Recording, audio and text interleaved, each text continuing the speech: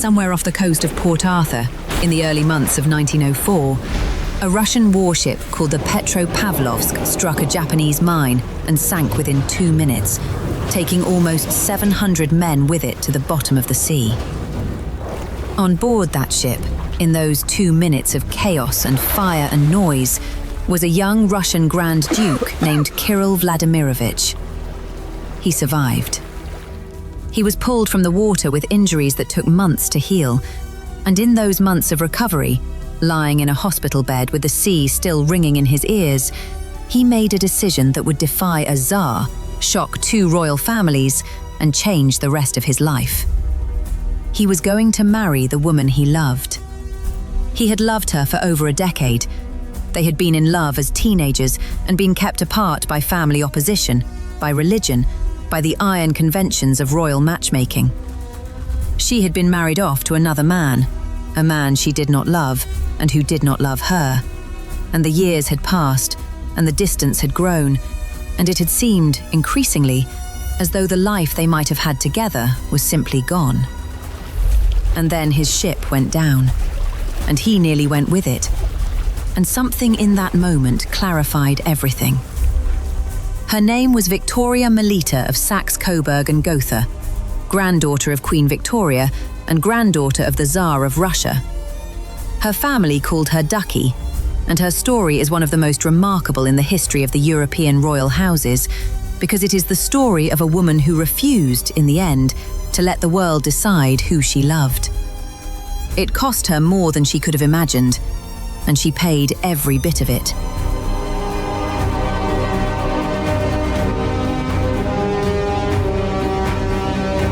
Victoria Melita was born on the 25th of November, 1876, at San Anton Palace in Malta, where her father, Prince Alfred, was stationed as an officer in the Royal Navy. Her middle name, Melita, was the ancient Latin name for Malta, the island of her birth.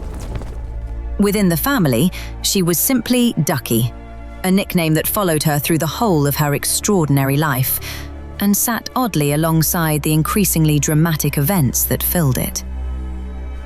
Her family background was, even by the extravagant standards of Victorian royalty, remarkable. Her father, Prince Alfred, was the second son of Queen Victoria, which made Ducky a granddaughter of the most powerful monarch in the world. Her mother, Maria Alexandrovna, was the daughter of Tsar Alexander II of Russia, which made Ducky equally a granddaughter of the most powerful autocrat in Europe.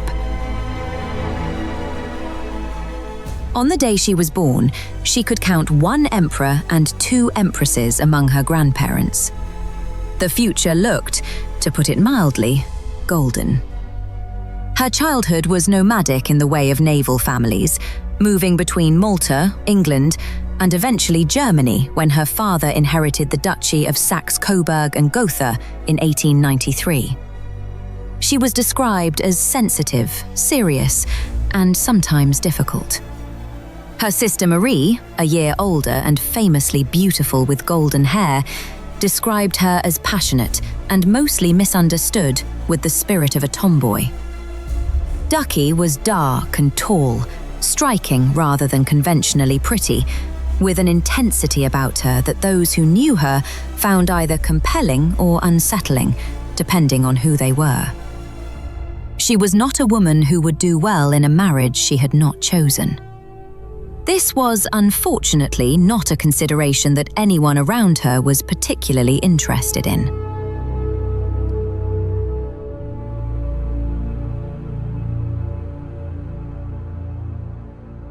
In the early 1890s, at a family gathering in Russia, the teenage Ducky met her maternal first cousin, Grand Duke Kirill Vladimirovich. He was the son of her mother's brother, Grand Duke Vladimir Alexandrovich, which made him a cousin on the Russian side of her family. He was handsome, charming, and almost exactly the same age as her. They were drawn to each other immediately, and in a way that both of them recognized as something more than the easy warmth of cousins who liked each other. But marriage between first cousins was forbidden by the Russian Orthodox Church, and Kirill was Russian Orthodox. His family would not permit it. Her mother was hesitant, and in the background, ever present and formidably purposeful, Queen Victoria had other ideas entirely. Victoria had decided that Ducky would be an ideal wife for another of her grandchildren, Ernst Ludwig, Grand Duke of Hesse and by Rhine. Ernst was the son of Princess Alice, Victoria's daughter, which made him and Ducky first cousins on the British side of the family. He was good-natured and artistic.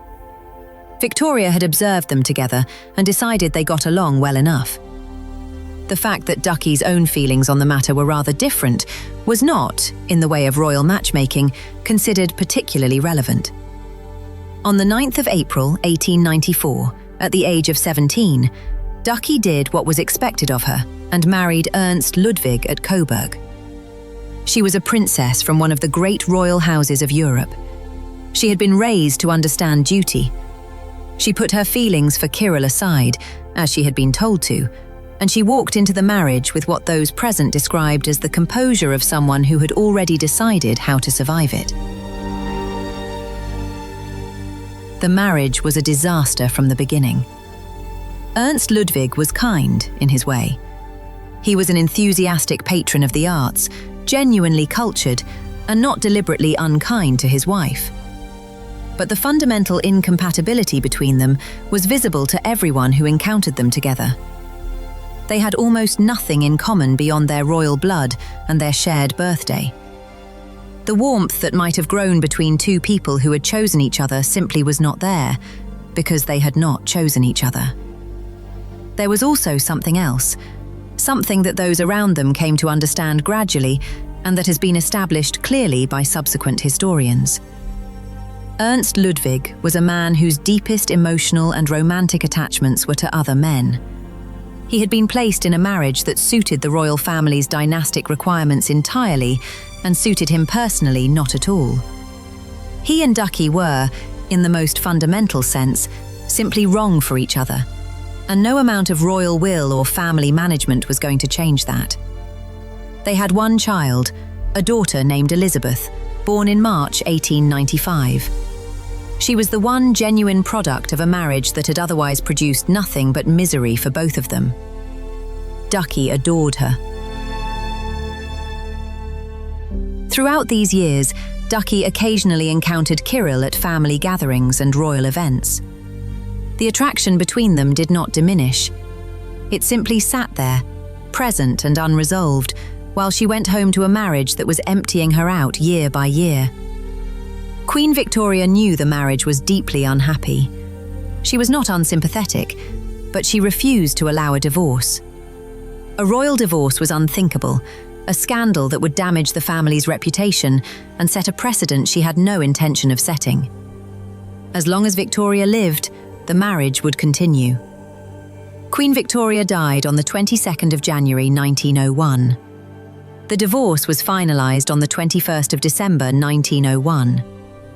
Ducky had waited precisely 11 months after her grandmother's death before ending a marriage that had been destroying her for 7 years.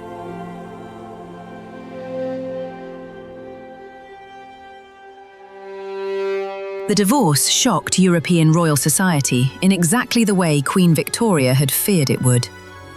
Royal divorces simply did not happen. They were not done. The idea that a granddaughter of the Queen Empress had walked away from a marriage, regardless of how unhappy it had been, was received as a scandal of the first order. Ducky was condemned, ostracised from certain quarters, and made to feel the full weight of the disapproval of a society that considered her choice unforgivable. She bore it with the same composure she had brought to everything else.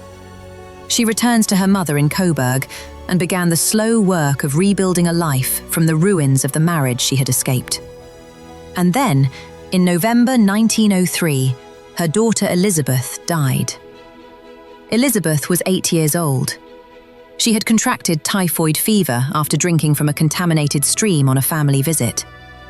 She was ill for a short time, and then she was simply gone. This small girl who had been the one real and uncomplicated source of joy in Ducky's marriage, the one person who had made the years of unhappiness bearable. She was buried in Darmstadt. Ducky was 26 years old, and she had lost her daughter, her marriage, and whatever settled sense of a future she had been trying to construct. She retreated to her mother's house in Coburg and tried to find solid ground again. There was not much of it. In February 1904, Japan and Russia went to war. The conflict that became the Russo-Japanese War was fought partly at sea, and Grand Duke Kirill Vladimirovich was serving as a naval officer in the Russian Pacific Fleet. On the 13th of April 1904, the Russian battleship Petropavlovsk struck a Japanese mine off the coast of Port Arthur. The explosion was catastrophic. The ship sank within 2 minutes. Of the crew and officers aboard, almost 700 people died. Grand Duke Kirill was among the handful of survivors, pulled from the water with injuries that would keep him in recovery for months. He had come within minutes of dying in the cold water off the Chinese coast, thousands of miles from everyone who mattered to him. And in those months of recovery, the clarity that sometimes arrives in the aftermath of near death did its work on him. He had loved Ducky since they were teenagers. He had been kept from her by religion, by family opposition, by the conventions of a world that had decided for both of them who they were allowed to love. Ducky had endured a marriage that had broken her. They had wasted years. And he had nearly died without ever telling her properly that he intended to choose her, regardless of what anyone thought about it. He sent word to Ducky. They met. And they made the decision that they should have been allowed to make a decade earlier. They were going to get married. Whatever it cost them.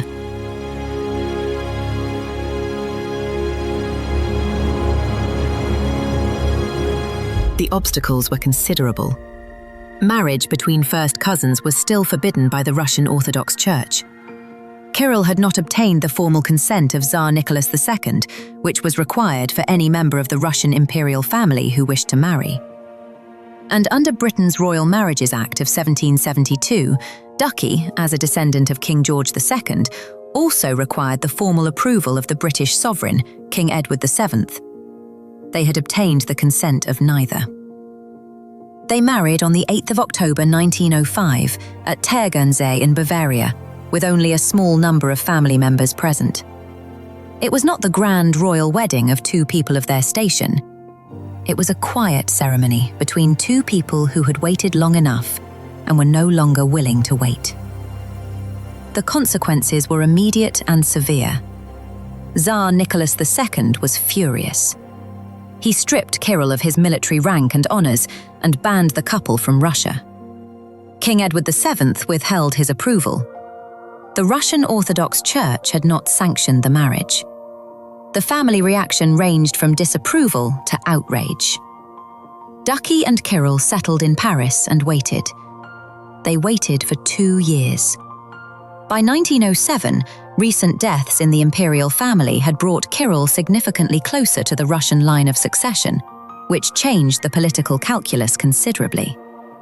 It was no longer convenient for the Tsar to keep his cousin in permanent exile. In 1908, Nicholas II permitted the couple to return to Russia. Ducky was recognized as Grand Duchess Victoria Fyodorovna. The title was formal, the recognition was real, and the marriage that had scandalized Europe was, however grudgingly, accepted. She had defied a queen. She had defied a Tsar. She had defied the conventions of two royal families and the doctrines of the Orthodox Church. And she was standing in Russia, married to the man she loved, with a title and a recognition that nobody had wanted to give her. It was, by any measure, a victory. The kind that leaves marks. The years in Russia were, by many accounts, among the happiest of Ducky's life. She and Kirill had 3 children together, 2 daughters, Maria and Kira, and a son, Vladimir, born in August 1917, in circumstances that made his birth one of the more remarkable details in an already remarkable story. During the First World War, Ducky worked as a nurse with the Red Cross, attending to the wounded with the same practical energy she had always brought to the things that mattered to her. The world around them, however, was coming apart. The First World War was destroying the European order that had produced both of them. The Russian imperial system that Kirill served was under a pressure it would not survive. In February 1917, revolution came to Russia. Tsar Nicholas II abdicated.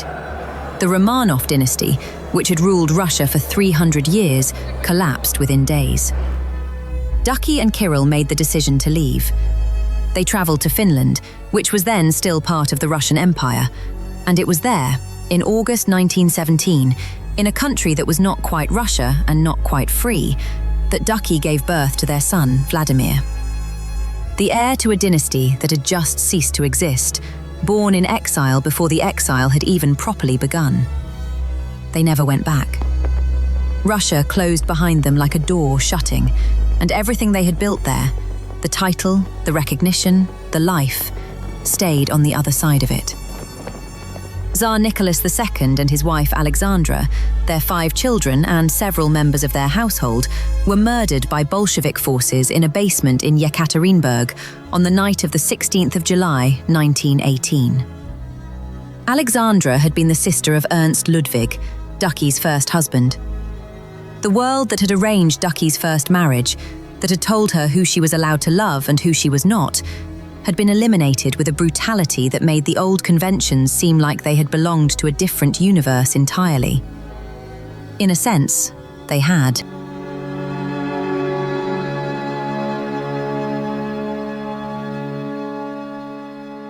The family lived for a time among relatives in Germany, in the houses that Ducky's mother had left them when she died in 1920.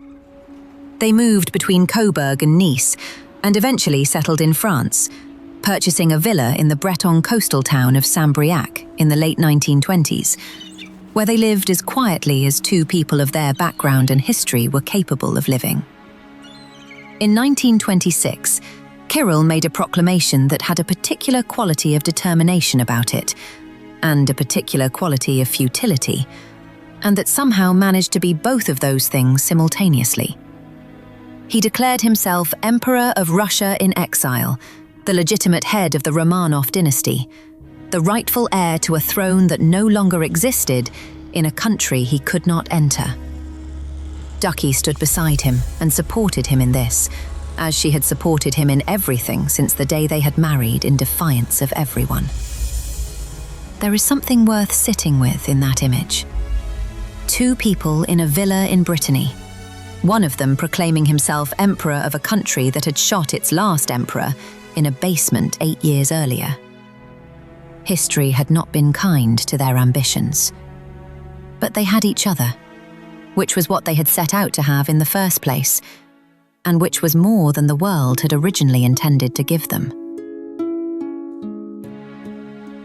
Ducky's health began to decline in the early 1930s.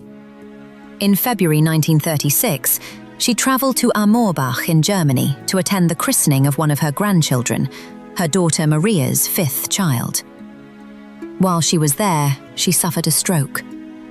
She died on the 2nd of March 1936 at the age of 59. She was buried in Coburg. In 1995, her remains and Kirill's were returned to Russia and reinterred at the Grand Ducal Mausoleum in the Peter and Paul Fortress in St. Petersburg, the resting place of the Romanov dynasty she had married into and outlasted. Kirill outlived her by 2 years. He struggled with depression in the time after her death. He had been, by the accounts of those who knew them, not entirely faithful to her during the decades of their marriage. And yet, in the memoir he wrote after she was gone, he described her with a feeling that reads as entirely genuine. There are few who in one person combine all that is best in soul, mind, and body, he wrote. She had it all, and more.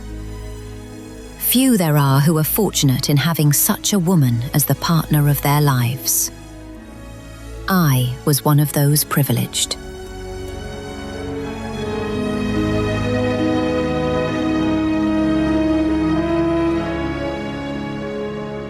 Victoria Melita of Saxe-Coburg and Gotha lived a life that history has not quite known what to do with. She does not fit the categories that royal history tends to reach for.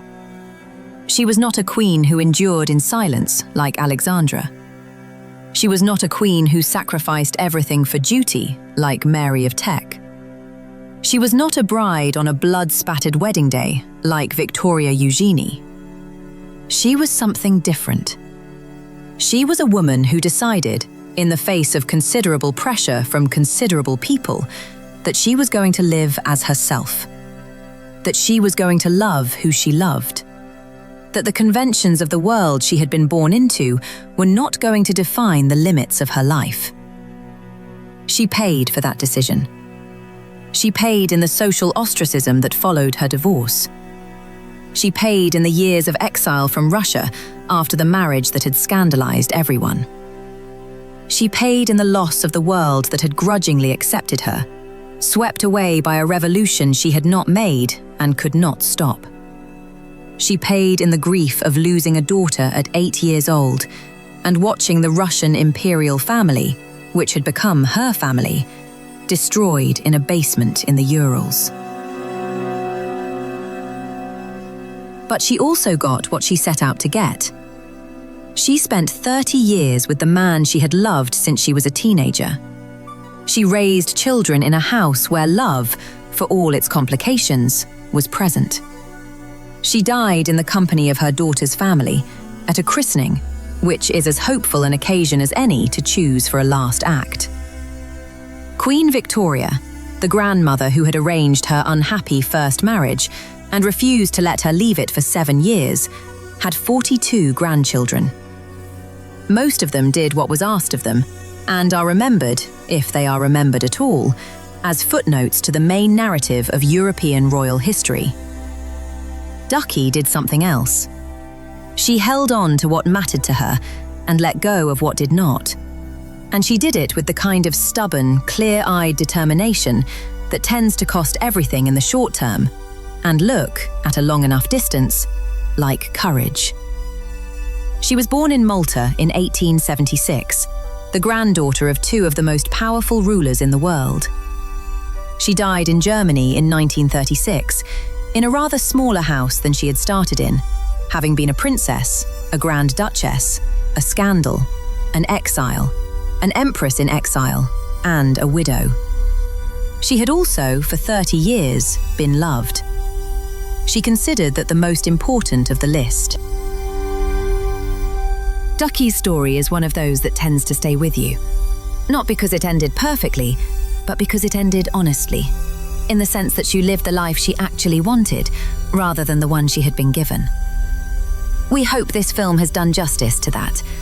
If it has, please share it with someone who might not know her story. History Roadshow exists to find the women who were present at the center of history and whose names got lost along the way. If you have not yet subscribed, we would love to have you with us. More stories like this one are coming. Thank you for watching.